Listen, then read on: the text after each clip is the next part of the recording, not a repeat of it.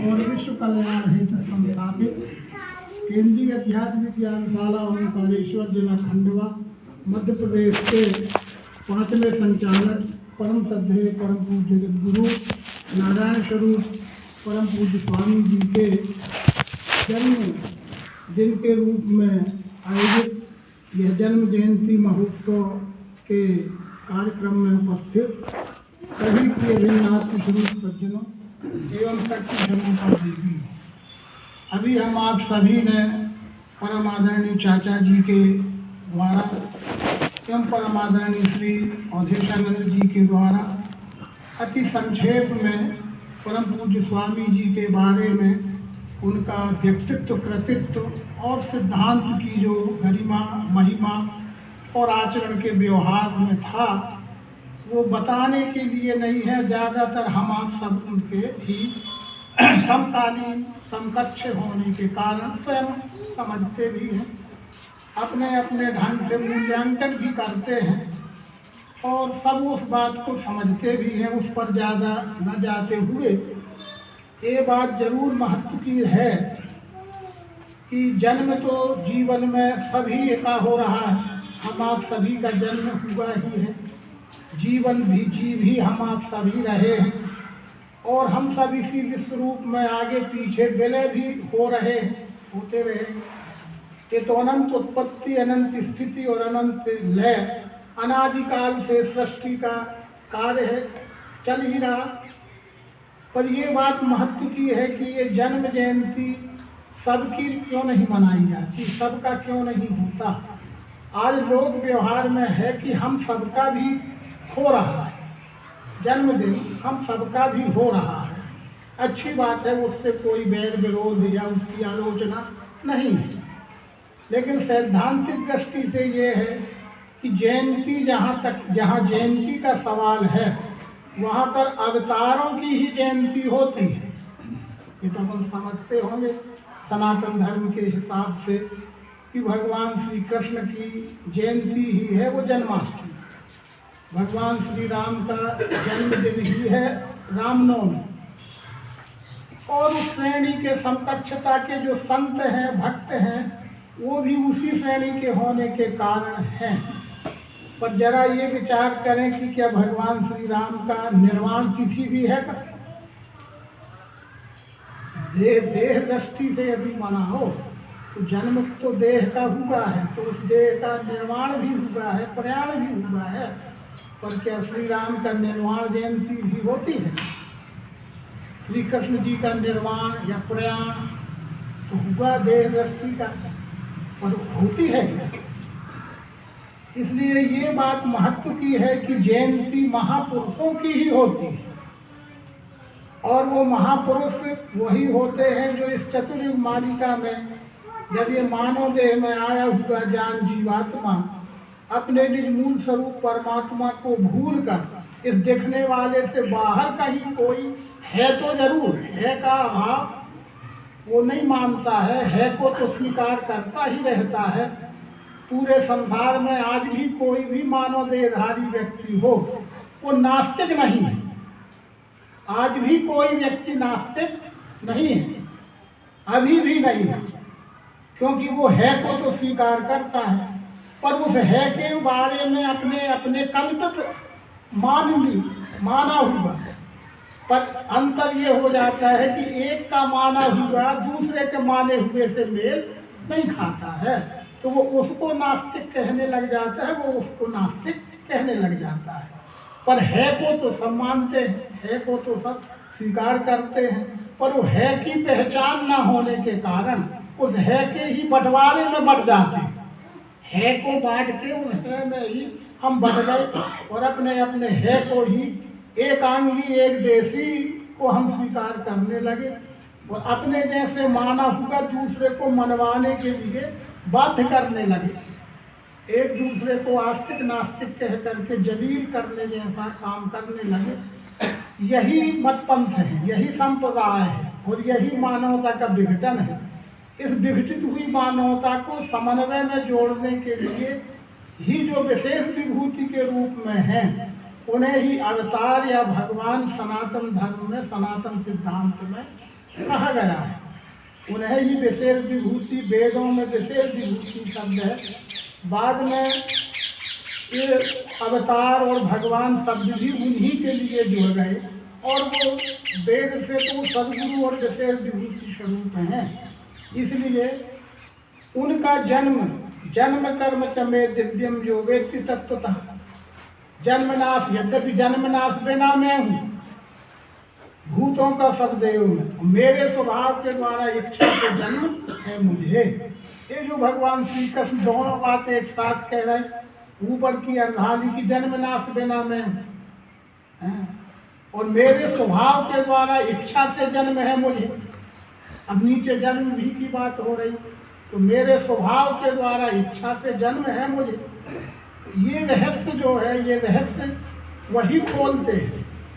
यद्यपि विश्व दृष्टि से तो विश्व का जन्म नाश होता नहीं, पर जब विश्व भाव को लोग भूल जाते हैं तो विश्व भाव की धारणा से ही, पराशक्ति से ही और दिव्य इच्छा निर्मित प्रभु, ये विश्व ही विश्व रूप परमात्मा है, ऐसा बोध करने के कराने के लिए वो अक्षर तत्व से अवतार होते हैं, क्षर के साक्षी रहते हैं। इसीलिए क्षर को ज़्यादा समझना, जो बात आई वही सही स्वामी जी समझाते थे कि क्षर में ही विस्तार है, क्षर में ही बहुत उलझन है, सब उलझनें जितनी हैं वो क्षर के अंतर्गत ही हैं।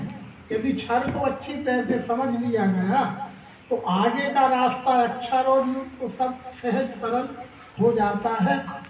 और सबसे बड़ी विशेषता इस बात की है कि ये विषय तो अति गहन है, अति गूढ़ है, अति रहस्यमय है, लेकिन उपदेशक की या संचालक की या सद्गुरु की यही अपनी विशेषता है कि वो उसको इतने सहज सरल, आम आदमी की भाषा में, आम आदमी की दिनचर्या में, आम आदमी के बोलचाल, रहन सहन, खान पान में, उठते बैठते चलते फिरते भी उसको यथार्थ का बोध होता रहे, यथार्थ की जागृति होती रहे। यही बड़ों की, महान पुरुषों की विशेषता होती है।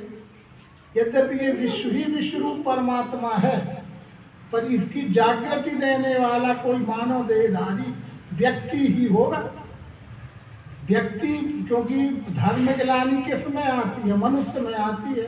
तो मनुष्य में आई हुई धर्म ग्लानि दूर करने के लिए मनुष्य देह ही चाहिए, और वो मनुष्य देह चाहिए जो जागृत हो, जो बुझा दिया होगा वो का जला है, जो जलता हुआ दीपक रहता है वो जला प्रकाश करता है, प्रकाशित ही प्रकाश को प्रकाशित कर सकता है। इसलिए अवतार तो बीजारोपण करने आते हैं, अवतार बीजारोपण करते हैं, लेकिन राम सिंधुगन सज्जन धीरा, चंदन तर हरिसंत समीरा, समुद्र में अथाह पानी तो भरा रहता है, लेकिन मेघ बादल और मानसून बनके दूर दराज तक बंजर जमीन में, पहाड़ों में, मैदानों में, नदियों में, नालों में जो बारिश होती है वो कहाँ का जल है? समुद्र का है, पर माध्यम क्या बना? मानसून, बादल। इसी प्रकार से अवतारों ने तो बीजारोपण इसी विद्या का किया है, लेकिन उसको जन जन तक पहुँचाने के लिए, जन जन तक पहुँचाने के लिए जो कार्य करते हैं वो वही रूप होते हैं, वही कहलाते हैं। ये विश्व रूप के प्रतिनिधि अवतार होते हैं, पर अवतार तो बीजारोपण करना ही श्रेय उन्हीं को है। भगधारे भगवान है, भगदाता अवतार, पर सदगुरु इन दोनों ने, अगर सदगुरु ना हो तो काहे का अवतार और कहाँ का भगवान?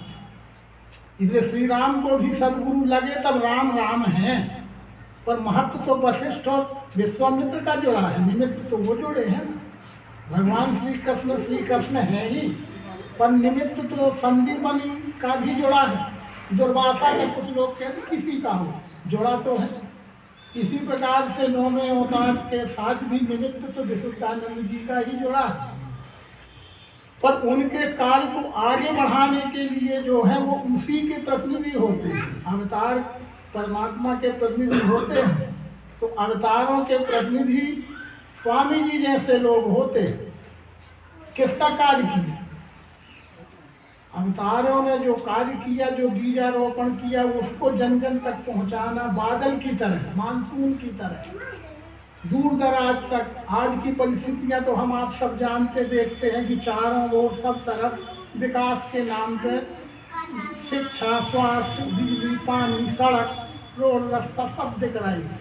आज के ही थोड़ी अपन पीछे देखें 50 साल 20 साल पहले तो, और पीछे चले जाएं तो अभावग्रस्त जीवन, मानवीय जीवन अभावग्रस्त था। अपने ही देखते अपन ने उसको जिया है, बहुत कुछ अपन ने जिया है उसको। और वैसी अवस्था में तन मन धन का परवाह न करते हुए निष्प्रह अवस्था में किसी प्रकार का लोभ मोह स्वार्थ न रखते हुए उस विद्या के लिए समर्पित, आज हम सब कह सकते हैं, कहते कि भाई हम तो विज्ञानशाला को समर्पित हैं।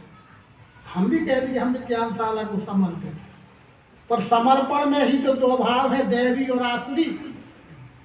अगर दैवी समर्पण है तो वो क्या करेगा? पोषण करेगा, सहयोग करेगा, उस विद्या के प्रचार प्रसार के लिए कष्ट सह के भी काम करेगा। यदि हम आसुरी हैं तो हम तो समर्पित हैं, यहीं रहेंगे, इसी का शोषण करेंगे। हम समर्पित हैं तो शोषण करेंगे। अगर आसुरी भाव है तो समर्पित तो हैं पर शोषण के लिए समर्पित हैं, स्वार्थ के लिए समर्पित है, सुख सुविधा के लिए समर्पित है। वो दैवी भाव होगा तो कष्ट सह के भी भगवान का सिद्धांत जन जन तक पहुंचे, ये सेवा के लिए समर्पण है, नहीं स्वार्थ के लिए समर्पण है। इस सारी बातों का प्रत्यक्ष मूर्ति के रूप में, जीवंत मूर्ति के रूप में हमसे ज्यादा तो खैर आप लोगों ने देखा ही है, जिया है उनके साथ, जितना जिसको सौभाग्य मिला है। हमें तो अति अल्प सौभाग्य ज्ञान विज्ञान के माध्यम से मिला। जितना उनके साथ व्यवहार में रह के वास्तव में अभी बात कही जा रही थी कि भगवान के ही ग्रंथों को पढ़ने का और पढ़ने के बाद भी जितनी समझ नहीं आ पाती, वो इतने गूढ़तम रहस्य हैं। यद्यपि भगवान ने भी बड़ी सहज सरल जन सामान्य की भाषा में उनको लिखा, लेकिन फिर भी उसको समझने लायक क्षमता, बुद्धि, पात्रता हम में भी नहीं थी। और स्वामी जी के सानिध्य में किस तरह से, चाहे वो भगवान के ग्रंथों का तो बात ही क्या कहना है, कितना सूक्ष्माति सूक्ष्म महाकारण अवस्था तक का लक्ष्य करा देने का बड़े व्यवहारिक उदाहरण। और रामचरितमानस जैसे और धर्म ग्रंथ जो विभिन्न संप्रदायों के भी धर्म ग्रंथ हैं, उनका भी रहस्य कितनी सरलता से सहज व्यवहार में बतला देने की, बोध करा देने की जो क्षमता थी, वो शब्दों में उसे खेल नहीं बांधा जा सकता। जितना अपनी धारक क्षमता थी, जितना क्षमता है, उतने से जितना धारण हो गया, वो उतना ही आज काम आ रहा है। वो काम उतना ही आ रहा है जितना व्यवहार में समझा है। पढ़ा तो हम भी पढ़ लेते हैं, पर तुरंत पढ़ा तुरंत भूल जाता है, वो याद नहीं रहता। यहाँ पढ़ने में समझ में आता है लेकिन फिर याद नहीं रहता। लेकिन जो सामने व्यवहार में रह के देखा सीखा गया है, वो कभी भूलता ही नहीं। जो बात कही गई कि आचार्योपासनम यानी सानिध्य में रह के जो सीखा गया है वो स्थायी है, अमिट है। और पढ़ा हुआ तो भूल भी जाता है, बार बार पढ़ना पड़ता है, पर वो आचरण के व्यवहार में नहीं आता है। बात कहने की मूल बात यही है कि शब्दों में तो ऐसे महान पुरुषों के व्यक्तित्व को, कृतित्व को, उनके आचरण व्यवहार को बांधना कहीं से कोई संभव नहीं है। पर एक बात जरूर है कि भगवान के ग्रंथों में जो बात लिखी गई है, उसका जीता जागता आचरणवान व्यक्तित्व ही स्वामी जी के रूप में हमारे आपके बीच में रहे। और उन्हीं का ये सब प्रभाव है कि बाद में भी हम आप सब उसी धारा में जुड़े हैं। ये हमारा आपका परम सौभाग्य है।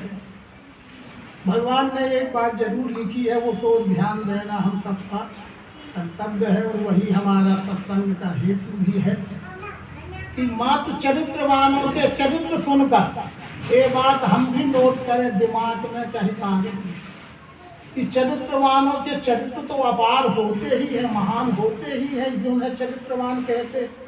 संसार में जितना भी धर्म का इतिहास लिखा है वो चरित्रवानों का चरित्र ही तो लिखा। भाई रामचरितमानस किसका चरित्र है?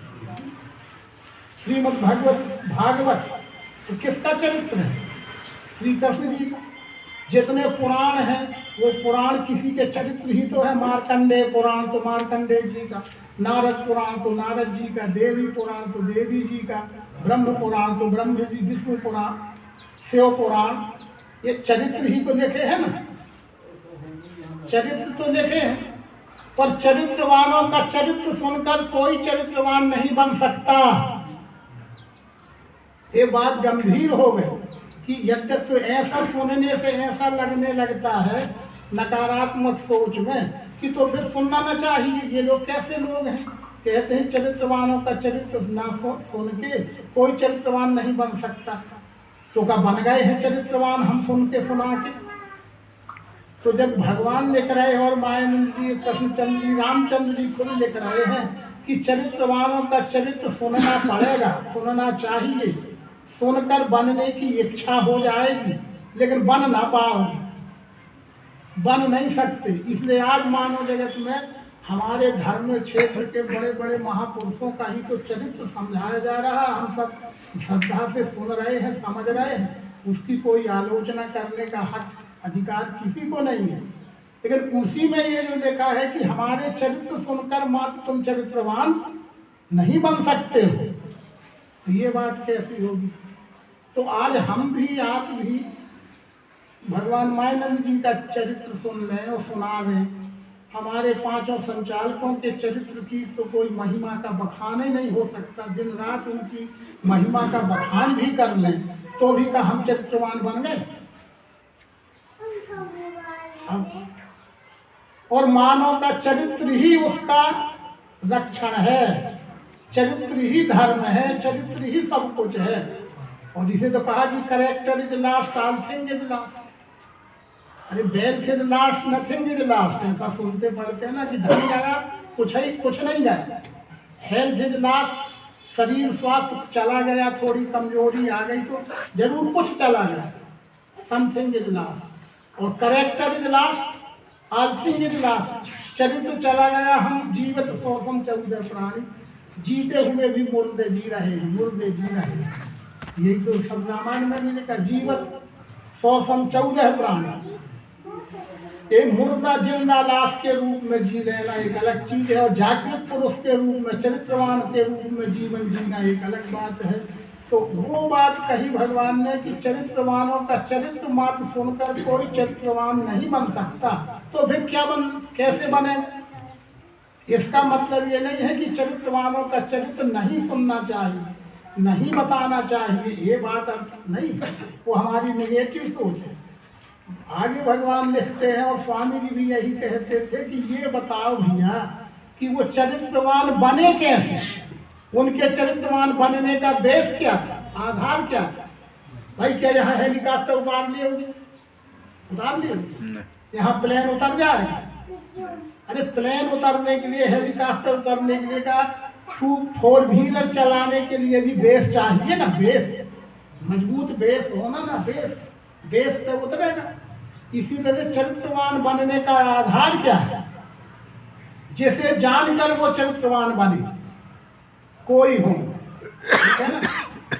ये बात हमारी तो ये समझ में आई थी कि वो यही कहते थे कि मैं ये नहीं कहता कि चरित्रवानों का चरित्र ना सुना, जरूर सुनाना चाहिए, सुनना चाहिए, उससे हमें प्रेरणा मिलती है, जागृति मिलती है। लेकिन चरित्रवान वो बने कैसे? आज स्वामी जी की ही बात करो तो जो भी है, चाचा जी हैं, उनके भाई ही है, तो वो का नहीं जानते, सब तो बता दिया, व्यवहार की, कार्य की, परिवार की, समाज की, गांव की, दुनिया की बता दी। और वो इतने बड़े सर्वोच्च पद, ये सामान्य पद नहीं था उनका, इतने पद में भी पहुंच के और कितनी सहजता, सरलता और कितनी क्या रहे, तो पर ऐसा सब रहने का बेस क्या था उनके पास, आधार क्या था? वो यही आधार था जैसे हम मजाक समझते, जैसे हम कुछ नहीं मानते हैं, क्या बतासे मिश्री रख लेते हैं और ऐसा बताते रहते हैं। ये हमारी अल्प सोच है। आधार यही है, आधार यही है सबका संग जता में। ये विश्व का रूप ही विश्व रूप परमात्मा है और स्वकर्म ही भक्ति है, आचरण ही भक्ति है, आचरण ही धर्म है, आचरण ही सब कुछ है मनुष्य का। ये विज्ञान नाम भाषण नहीं था, विज्ञान नाम व्यवहार, विज्ञान नाम व्यवहार। और व्यवहार के लिए दर्शन युक्त बोध, बोध और व्यवहार, बोध भी हो गया और व्यवहार नहीं है तो क्या मतलब उस बोध का? ये बोध युक्त व्यवहार का ही फिर अनेक नाम है, वो इसकी सार्थकता है। इस सत्संग की, स्वामी जी की पुण्य स्मृति तो अलग चीज है, उनकी जन्म जयंती का ये तो जैसे उनके जीवित अवस्था से ही हो रहा, ये भी एक संयोग है ना। ये तो उनकी जीवित अवस्था से चल रही है, चल ही रहा था और अनंत काल तक चलता ही रहेगा, क्योंकि जन्म नाश बिना मैं हूँ, भूतों का सब देव में, और मेरे स्वभाव के द्वारा इच्छा से जन्म है मुझे। तो पर वो उनकी ये बात पकड़ना है हमको कि यदि हम इतने बड़े भी हो गए, ठीक है हम कुछ भी नहीं थे और इतने बड़े भी हो गए, किस आधार से हो, ठीक है ना, ये तो समझ में आता हो, इसी के आधार से हो गए। इसका आधार यानी पिंड ब्रह्मांड और एकम, जो एक में है वही हर एक में है, वही सब में है। और ये बात सही महत्व की है कि हम ही पिंड हैं, हम ही अधिष्ठान हैं, तो का अधिष्ठान सामने रखना। ये तो एक जैसी बात हो गई, त्रिपुटी कहाँ रही, त्रिपुटी ही नहीं रही और बिना त्रिपुटी के बोध होता नहीं है।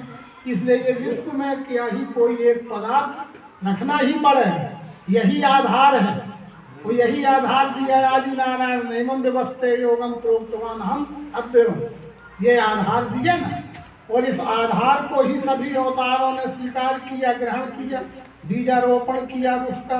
स्वामी जी जैसे और उस काल के भी भक्तों ने इसका जनता जनार्दन में प्रचार प्रसार किया, और जनता जनार्दन ने जिनने उसको धारण किया वो धन्य होते गए, उनका जीवन लेना सार्थक सफल होता गया।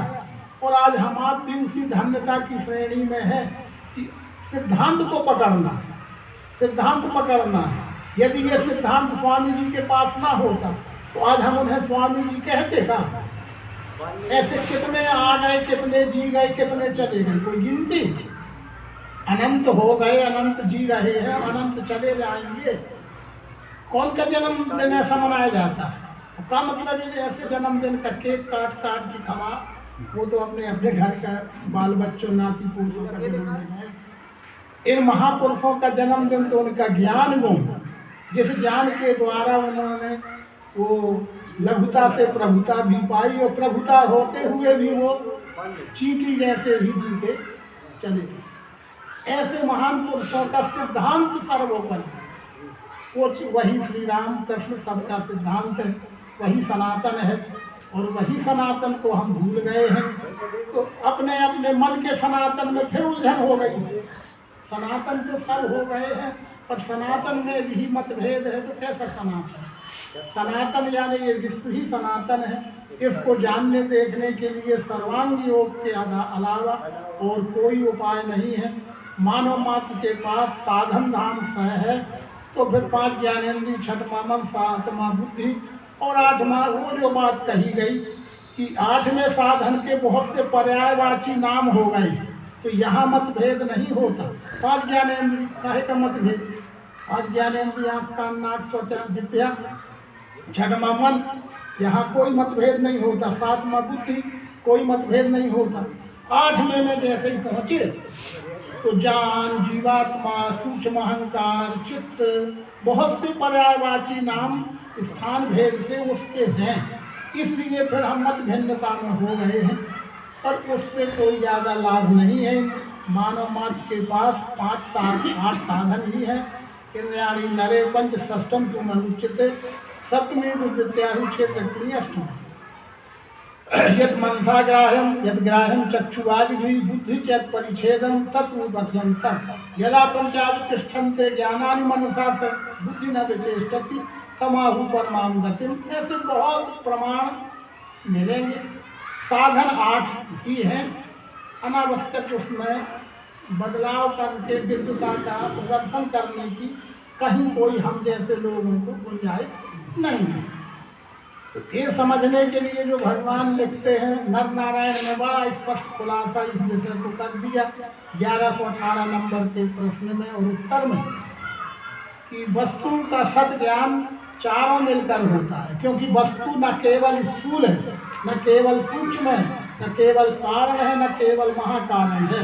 ये वस्तु सामने ये पिंड वस्तु है, ये विश्व वस्तु है, ये स्थूल भी है, सूक्ष्म भी है, कारण भी है और महाकारण भी है। पर चारों एक साथ रहते हैं, चारों एक ही स्थान पर एक साथ रहते हैं। और ये वस्तु का ही स्थूल साधन के रूप में, सूक्ष्म साधन के रूप में, कारण के रूप में और महाकारण के रूप में साधन भी 4 प्रकार के होते हैं। वस्तु का 4 प्रकार का स्तर है। वस्तु एक, उसके स्थूल सूक्ष्म कारण महाकारण 4 भाव है। तो साधन भी 4 प्रकार के। इंद्रियां स्थूल है। थोड़ी मोबाइल संभाल रही है, थोड़ी देर को बंद करना। एक ऐसे थोड़ी गंभीरता से लेना पड़ेगा, नहीं ऐसे तो पार्टी के रूप में सुनते सुनाते रहने से ज़्यादा लाभ ना होगा। साधन भी स्थूल है, 5 ज्ञानेंद्रिय स्थूल है, मन सूक्ष्म है, बुद्धि कारण है और मैं जान जीवात्मा चित्त जो भी कहो वो महाकारण है। तो इस वस्तु में 5 तत्व स्थूल है। ये पिंड वस्तु हो गई, ये सब यहाँ जड़ चेतन का ये सब काल्पनिक भ्रम है, यहाँ समझिए। ये 5 तत्व स्थूल है, 3 गुण सूक्ष्म है, गुण साम्य कारण है और अक्षरात्मा महाकारण। ये समझने के लिए ही हमारे इंद्रियां स्थूल है, तो स्थूल से स्थूल, मन सूक्ष्म है तो सूक्ष्म से सूक्ष्म, कारण को बुद्धि, महाकारण को मैं जान जीवात्मा, सब तो हो। इसलिए ज्ञानेंद्रियों के भी 4 प्रकार भेद हैं, स्थूल सूक्ष्म कारण महाकारण। वस्तु के भी 4 स्तर हैं समझने के लिए। वस्तु एक, भाव 4, स्थूल सूक्ष्म कारण महाकारण। स्थूल से अस्तित्व, सूक्ष्म से भातृत्व, कारण से प्रियत्व और महाकारण से निश्चय होता। ये भगवान के शंभु स्फुरित शब्द हैं, पर उनका रहस्य समझने समझाने के लिए आचार्योपासना भी उसका एकमात्र आधार है और वही समझना है और वही सर्वांग योग है। चलिए उस सर्वांग योग को ही हम आप समझने रहते हैं। इंद्रियां स्थूल है, इस वस्तु का स्थूल और इस विश्व वस्तु का स्थूल। आँख से देखते हैं तो सबसे पहले इसे भगवान ने आँख का उपयोग करना बता। अपनी आँखों से देखो, यहाँ भी देखो, दिखेगा जो है ही तो दिख रहा है और इससे जुड़ा हुआ सब हो रहा है। के देखते हैं तो है हमें है दिख रहा है कि हरा काला लाल नीला पीला दिख रहा है। अब यहाँ आ जा, अगर है दिखने लगा तो आपको दर्शन होने लगा। और ये हरा काला लाल नीला पीला गोरा काला छूट बछूट दिखता है तो कोई दर्शन नहीं हुआ। ये ज्ञानेंद्रिय होके भी कर्मेंद्रिय का काम कर रहे हैं। यद्यपि आँख ज्ञानेंद्रिय है तो आँख से क्या दिखना चाहिए? दिखता है रूप दिखना चाहिए। तो रूप दिखता है कि स्वरूप दिखते हैं? तो उलझन स्वरूप में है कि रूप में है? तो जब तक रूप देखना ये विश्व है और हरा काला लाल नीला पीला देखना ये जगत है और यही मिथ्या है। बस यहाँ से शुरू हुआ जगत मिथ्या। क्या जगत मिथ्या? जगत एक कल्पना है, जगत नाम की कोई चीज नहीं है। ये हरा काला लाल नीला पीला कोई इनका अस्तित्व है क्या? अस्तित्व तो है का है और वो रूप है। अस्तित्व रूप का है पर हमें भ्रम से कुछ और दिख रहा है। तो एक इंद्रिय से अगर मिलान हो गया तो फिर वो रूप अग्नि का गुण है और आँख अग्नि की अंश रूप की ऐसी ज्ञानेंद्रिय है और कारण रूप से तो अग्नि है। रूप भाव से उसे ही अग्नि तो गुण को रूप कहते हैं। अग्नि की अंश रूप की ऐसी ज्ञानेंद्रिय को चक्षु कहते हैं और मूल तो कारण रूप से तो अग्नि तत्व है तन्मात्र रूप से। ये दर्शन बोध प्रक्रिया है। ये दर्शन बोध प्रक्रिया मात्र अध्यात्म के लिए नहीं है, कि दर्शन बोध प्रक्रिया तो KG1 किड्स के स्कूल जो बच्चे हमारे पढ़ रहे हैं और हम लोग उसी से रिटायर हुए हैं, यही प्रक्रिया वहाँ से हम लोग सिखा के आए हैं, सीख के आए थे। तो नौकरी किए 42 साल और 42 साल यही सिखाए बच्चों को। पर अब स्वामी जी के सानिध्य में जब सर्वांग योग मिला तो हमें आसान हो गया कि यही तो हम करके आए। जो व्यवहार में भौतिक में है वही तो अध्यात्म में है। जैसे एक बच्चे को का कमल को सिखाना है तो यहाँ भी बना है कमल, कमल का चित्र बना है, सब बना है, लेकिन यथार्थ का कमल तो यहाँ नहीं है। यथार्थ का कमल तो कहीं तालाब में खिला है, लेकिन वो यथार्थ के कमल को समझने के लिए ये कागज के कमल को तो पहचानना पड़ेगा। अगर कागज के कमल की पहचान कागज में हो गई, ये स्थूल है, तो यथार्थ कमल तो वो वहाँ तालाब में है ना। जो ये वही बात यहीं से शुरू हुई कि अपनी आंखों से देखो दिखता है पदार्थ, ये ऐसे ही विश्व में सारे रूप का दिखना है ना। अब आगे चारों को सहज में लगा ले, इसे हाथ लगा देगा तो स्पर्श ध्यान में आता है। कड़ा मुलायम चिकना खुरदरा, ये बाद की बात है। बजा के देखेंगे तो उसमें शब्द आएगा, कर्कश और मधुर बाद का विषय। जीभ से लगाने पर रस या स्वाद आएगा, खारा खट्टा चरपरा ये बाद का विषय। तो सूंघने पर गंध ही आएगा, सुगंध दुर्गंध ये बाद का विषय। तो ये विषयों में फंसना ही विषय है। विषयों में फंस के मन हो गया विषैला, और उन विषयों के अंदर उसकी काल रूप रचना के जो तत्व है वो शब्द स्पर्श रूप रसगंध की काल रूप रचना क्या है। वो पांच तत्व ही स्थूल हुए तो शब्द स्पर्श रूप रसगंध, 5 तत्व ही सूक्ष्म है तो 5 चक्षु के रूप में नाम बदल गए, श्रोत्रम चक्षु स्पर्शम रसनम घ्राणम एवं च। और मूल तो वो 5 तत्व है ही। तो अब ये तत्व दर्शन अगर हो गया, 5 तत्व हो गया, तो वास्तव में ये पिंड क्या है? 5 तत्वों का एक समुच्चय है। इससे कुछ भी अलग थलग नहीं हो सकता। तो ये भी 5 का समुच्चय है, ये भी 5 का समुच्चय है। और ये पांचों की स्थूल सूक्ष्म कारण अवस्था के कारण ये उद्भिद स्वेदा जन्म जारज जो दिख रहा है, ये उन 5 तत्वों के ही कॉम्बिनेशन का स्वरूप तो है, लेकिन तो 5 तत्वों के कम ज्यादा अनुपात के कारण। ये बात समझिए, कुछ गहरी सी लगती होगी। 5 तत्वों के कम ज्यादा अनुपात के कारण ही शब्द में प्रकार है, स्पर्श में प्रकार है, रूप में प्रकार है, रस में प्रकार है, गंध में प्रकार है। और 5 तत्वों के कम ज्यादा न्यूनाधिक मिश्रण के कारण ही हम मनुष्य कहलाते हैं। तो 5 तत्वों के कम ज्यादा मिश्रण के कारण ही वो उद्भिद कहलाता है, स्वेदज कहलाता है, और हम पिंडज और मनुष्य कहलाते हैं। पर वास्तव में वो 5 ही तत्व है उद्भिद, 5 ही है स्वेदज, 5 ही है अंडज, 5 ही है पिंडज, और 5 ही है मनुष्य। अब वो बात है जो सिद्धांत में लिखी थी वो प्रयोग में दिखेंगी कि अनल अनिल जल गगन रसा है, इन 5 में विश्व बसा है। क्षिति जल पाव गगन समीरा, पंच रचित है सकल शरीरा या संपूर्ण सृष्टि। तो वास्तव में ये 5 तत्वों का स्थूल सूक्ष्म प्राण महा था। वही भगवान ने संक्षेप में लिख दिया। विस्तार करना है तो भगवान के ग्रंथ पढ़िए। स्थूल देह की रचना माने अस्थि मांस मज्जा आदि का शरीर स्थूल कहलाता है। ये भी 5 ही तत्व का कॉम्बिनेशन है।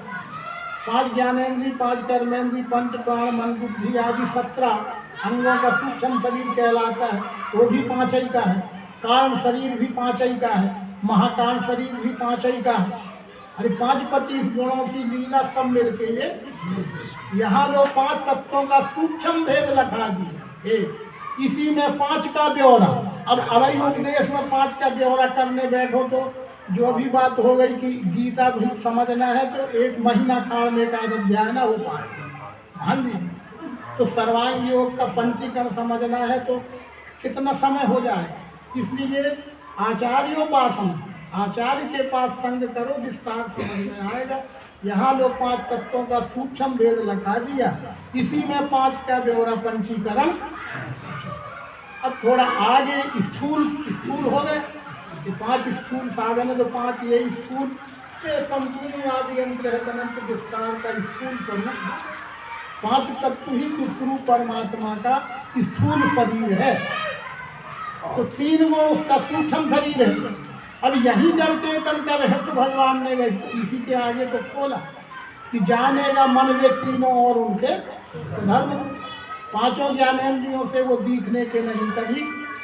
हम जो जड़ चेतन की ग्रंथि के बारे में खूब व्याख्याएं कर करके उलझाते हैं,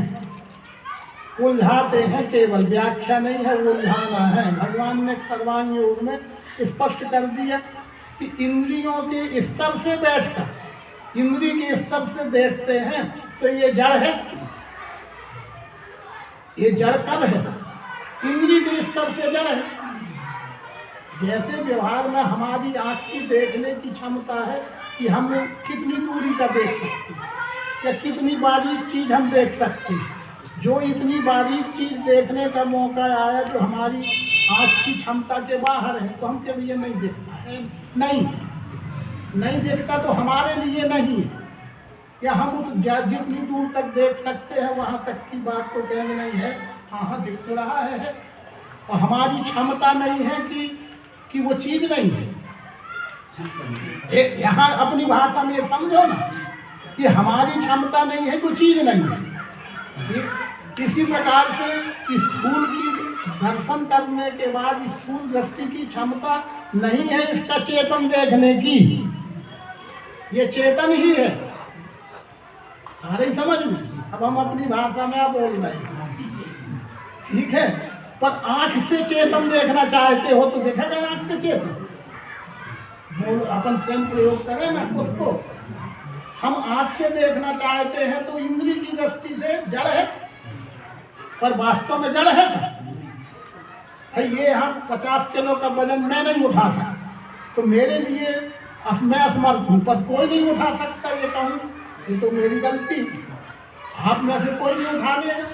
इसलिए इंद्री के स्तर में बैठ के जो देखते हैं, जिनका ज्ञान बोझ स्थूल है, जिन्हें आचार्योपासन नहीं हुआ है, जिन्हें तत्वदर्शी सदगुरु का सानिध्य प्राप्त नहीं है, वो जड़ कहते हैं तो वो इंद्रियों में आ सकते हैं। उन्हें क्या चेतन देते हैं? वो भगवान ने लिखा कि 5 ज्ञानेंद्रियों से वे दिखने के नहीं कभी, जानेगा मन। इसमें 5 तत्व में 3 गुण सूक्ष्म है, वही क्रिया शक्ति है, वही संचालित कर रहे हैं। 5 तत्व को चालना देने वाला कौन है? त्रिगुण। उन त्रिगुण को जानने का साधन कौन है? मन। तो मन के अधिष्ठान से देखो, मन से अधिष्ठान देखो तो फिर क्या देखो? वो जीवन अन्न के द्वारा, ठीक है ना। ये किसके प्लेटफार्म से देखो? ये मन के प्लेटफार्म से देखो तो जीव में अन्न के द्वारा 3 स्थूल रूप से कब बात बने चित्त वेग से, इसी से स्थूलता पाई स्वरूप बोध के लिए, और मन बुद्धि अहंकार बन के कार्य है करे। ऐसे ये 8 अंग स्थित। ये सहज सरल में स्वामी जी से जो मैं बहुत पहले आज मेरी भी संस्मरण रिनुमा हो रहा है, रिनुअल हो रहा है, वो ऐसी सहज नहीं कहाँ लगाए रहते हो तिवारी जी। जड़ चेतन जड़ चेतन का जड़ कहाँ का चेतन? अरे आँख से इंद्रियों से देखो तो जड़ कहते हो, मन से देखो भाई। तो अब ये स्थूल से स्थूल और सूक्ष्म से सूक्ष्म हो गया फैसला। अब ज्यादा क्या घिसते रहते हो? और ज्यादा बात करो तो क्या घिसते हो? समझ लो, धारण कर लो, जैसे समझ में आए वैसे समझ लो। पर कहाँ का जड़ कहाँ का चेतन? वस्तु जड़ चेतन 2 है क्या? तो वही उसने भाष्य में लिख दिया कि 3 गुणों की प्रसुप्त अवस्था, तो 3 गुणों की क्रियाशील अवस्था हो गई। अब आज भी हम जड़ चेतन में हम लगे हैं ना। अरे 3 गुणों की प्रसुप्त अवस्था, 3 गुणों की जागृत अवस्था। जड़ चेतन कुछ है नहीं, एक ही है भगवान। लाखों निश्चय में सदा मायनंद के ज्ञान। ये इंद्री मन तक का अनुभव यही तत्पर है। दृश्य विराट इस नाम से सबों को दिखता है, प्रत्यक्ष जानते नहीं। तो सर्वांग योग में 7वां साधन कारण रूप से। इंद्रियां स्थूल है, मन सूक्ष्म है, बुद्धि कारण है। तो इसमें भी ये सब का कारण 5 तत्व 3 गुण का कारण इन 5 तत्वों को भी धारित करने वाला, धारण करने वाला, इनको भी प्रकाशित करने वाला, ये सब भगवान के ग्रंथों में, धर्म ग्रंथों में, सनातन साहित्य में सब कुछ पढ़ो तो ये 8 को जड़ कह दिया है, 8 अंगों को जड़ कह दिया है वो भाषा में स्थान भेद से, क्योंकि इन सब का चालक और प्रकाशक तो अक्षर आत्मा है, वो चैतन्य, उसे चैतन्य कहा। और ये 8 अंगों को जड़ भी कहा, क्योंकि जड़ चेतन, ये विकार युक्त जड़ चेतन जीवों में अन्न के द्वारा जो चेतना दिख रही है, ये अन्न की क्रिया है, गुणों की क्रिया है, पर वो चैतन्य अक्षरात्मा को जानने की स्मृति है, न खाते से लेना श्रद्धा से प्राप्त की ही। अब यहाँ अपन उसी प्लेटफार्म में आ गए कि इंद्री के इस प्लेटफार्म से बैठ के हम सब कुछ देखना चाहते हैं ना। अगर अर्जुन भी ये कह रहा था कि दर्शयात्मानम अव्ययम, मुझे अव्यय आत्मा का दर्शन कराइए, और हम भी आत्मा का दर्शन करना चाहते हैं, तो ये आँख से ना, ये प्लेटफार्म से ना समझो बात, आज वो स्फुरण हो ही जा रहा है। जो कभी स्वामी जी से कभी मैंने सुना था, कहा बताओ कैसी विडम्बना है, कोई इलेक्ट्रॉनिक माइक्रोस्कोप और माइक्रोस्कोप से यहाँ तक वो व्यवहार में वो शब्द नहीं कहना चाहिए पर कह आते हैं कि वो कह देते थे कि बताओ वो उसको शुक्राणु को लोग इन खुली आंखों से देखना चाहते हैं, बताओ वो देखेगा खुली आंखों का विषय है क्या? हम शुक्राणु बैठे, हम आप सब शुक्राणु में बैठे, अब इसको कोई इन आंखों से देखता तो उस समय दिखता क्या? अब हम स्थूल हो गए हैं तो स्थूल आंखों से भी दिख रहे हैं, पर हम ही सूक्ष्म थे, हम ही कारण थे, और हम ही जब महाकाण अवस्था में पिताजी के वीर में तैरते थे तो उस समय इन आंखों से दिखते थे। तो बस अब तुम आत्मा को आंखों से देखना चाहते हो, ये तुम्हारी विडम्बना। आत्मा को तुम मन से देखना चाहते, तुम्हारी विडम्बना। और आंखों से तुम अपनी बुद्धि से भी आत्मा देखना चाहते, तुम्हारी और बड़ी विडम्बना। अरे वो तो सहारा बुद्धि का ले, तुम किसकी बुद्धि? तो सदगुरु की बुद्धि। अब अक्षर आत्मा को जानने की लखाते हैं, तुम कैच कर सकते हो, लेकिन कैचिंग पावर तो यहाँ है, कैचिंग पावर तो यहाँ है सदगुरु की बुद्धि में। जब ये बता देते कि क्या तुम्हारा नाम है फलानी, तुम कहाँ थे, पीछे लौट के जाओ, निकले शुक्राणु, तो वो समय शुक्राणु हते कि उमाशंकर हते? ये बात है थी, सही भी है। और वो शुक्राणु किसी को दिख रहा है, और अब उमाशंकर दिख रहा है, ये नाम रूप दिख रहा है, ये नाम रूप स्थूल है, और वो महाकांत तो शुक्राणु है, वो कहीं आंखों से दिखेगा, वो बुद्धि के बल से हो अस्तित्व सिद्ध वस्तु का। वो आत्मा का दर्शन, अरे आत्मा का दर्शन, आत्मा स्वयं दर्शन रूप है। दर्शन को दर्शन क्या होगा? दर्शन को क्या दर्शन होगा? दर्शन की इच्छा होगी तो दिखेगा विश्व रूप, यानी 8 अंगों का दिखेगा। देखने जाओगे आत्मा, देखेंगे 8 अंग, 5 तत्व 3 गुण, 5 तत्व 3 गुणों में उसी में जो बैठी है अस्थि भांति ओतप्रोत अनुसूत जो आत्मा है, वो अस्थि भांति प्रिय रूप से उसकी पहचान होती है। अस्थि माने है, भांति यानी दिख रहा है, भास होना यानी प्रकाशित होना। वहाँ भास का अर्थ वो भास नहीं है रजत सीप में भास दिन वाला, उसी का प्रकाश दिख रहा है, और वही प्रिय है। वो अस्थि भांति प्रिय के लक्षण से जो अनुभव में आता है वो बुद्धि की साधन से देखा, कारण रूप महाकारण रूप अवस्था है जो वो बुद्धि से दिख गई। ये 6वां अध्याय है। 7वें अध्याय में अब इंद्रिय मन की दृष्टि साकार दृष्टि हो गई, बुद्धि की दृष्टि निराकार दृष्टि हो गई, पर साकार और निराकार का आधार और अधिष्ठान वस्तु तो एक ही है। तो फिर मैं जो अब वो मैं पैदारो मदार है सा, मैं साकार को मानूं कि निराकार? एक ही अधिष्ठान पर साकार है और एक ही अधिष्ठान पर निराकार है, तो फिर भी मैं, अभी मैं बचा ना। यदा पंचावि तिष्ठन्ते ज्ञानानि मनसा से बुद्धि न विचेष्टति तमाहु परमाम गति। अब मैं क्या करूं, कहाँ रहूं? वो जो नर्मदा लहरी भगवान ने कहा तो मैं अभी बचा है साधन के रूप में है, और सारा दारो मदार तो मैं का है, मैं ही तो भूला है। भूला कौन है? मैं। तो जानने की गरज कैसे है? मैं। और मैं साकार जान गया और मैं निराकार जान गया, और मैं अधिष्ठान के हाथ में लिए हुआ हूँ, और विश्व ही मेरे सामने अधिष्ठान के रूप में है। अब मैं कहाँ रहूँ, क्या करूँ, क्या हूँ मैं? वो मैं का जब तक लेना होगा, मैं का जब आधार जब तक मैं को ना मिलेगा, तब तक मैं ही वो लगा रहेगा। इसे नाम है उसके आगे। वो कौन नाम? ये जो नाम है उसके आगे जान के बुद्धि जहाँ। इसे सर्वांग योग में ये समझाया गया कि ये कोई व्यक्ति के नाम को न नाम समझ लेना। कोई व्यक्तिगत नाम नहीं है सर्वांग योग का।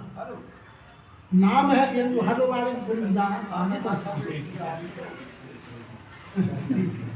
यही विसंगति है। बात जब गहरी होती है तो ठीक है। नाम है उसके आगे, जरा बात गहरी है। नाम कहते ही हम किसी भी व्यक्तिगत नाम पे ही अपनी नजर जाके टिकती है, अपनी सोच किसी नाम व्यक्तिगत नाम पे जाके टिकती है।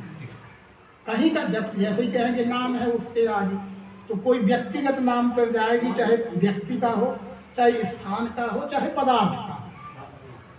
पर भगवान लिखते हैं नाम है उसके आगे, उसका विवरण दिया है बुद्ध सूत्र में, ना के प्रकरण में, कि वो नाम का मतलब ये नहीं है व्यक्तिगत नाम।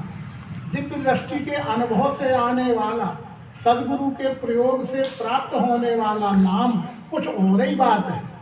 वो सदगुरु द्वारा दिया जाने वाला नाम दान है।